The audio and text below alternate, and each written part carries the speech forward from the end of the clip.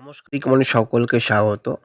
এই রাজ্যের ক্ষমতার পরিবর্তন হয়েছে। ক্ষমতার পরিবর্তন অর্থাৎ পুরনো রাজনৈতিক দলের পতন এবং নতুন রাজনৈতিক দলের ক্ষমতায় আসা।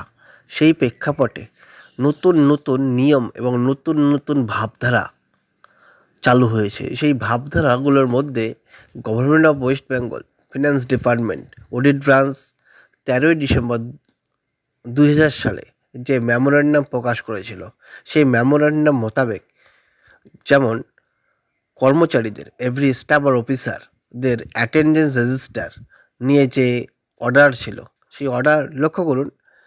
If the time of attendance and office is 10 AM, any staff officer reporting after 10:15 AM will mark late. অর্থাৎ যাদের অফিসে ঢোকার সময় 10টা, তারা যদি কেউ 10:15 অ্যাটেন্ড করে, সেটা লেট মার্ক লেখা থাকবে।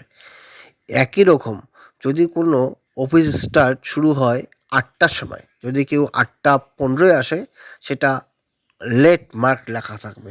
এটা 2000 সালের সেই নিয়ম, এবং সেই নিয়ম মোতাবেক এবার থেকে ইতিমধ্যে নতুন সরকার যে নিয়ম চালু করেছে যে 10:15 থেকে 5:15 পর্যন্ত এ রাজ্যের অফিস টাইম।